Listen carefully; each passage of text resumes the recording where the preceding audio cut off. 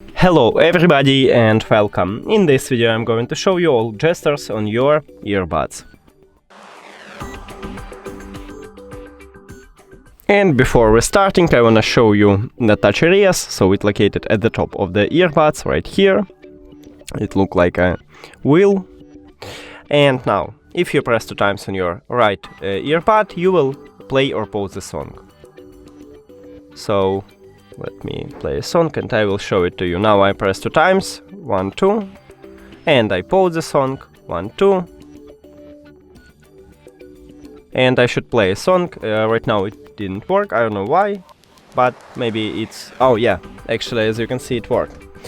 If you wanna play next track, you should press and hold on your right earbud. Here we go. And to play previous track, you should press and hold on your left earbud.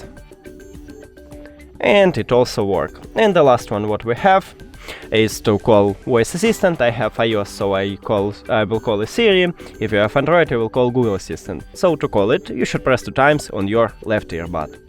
1, 2. And as you can see, it awake. That's it. Thank you for watching this video. If you found it helpful, please consider subscribing to the channel and leave a like on the video. It's really important to us. See you later.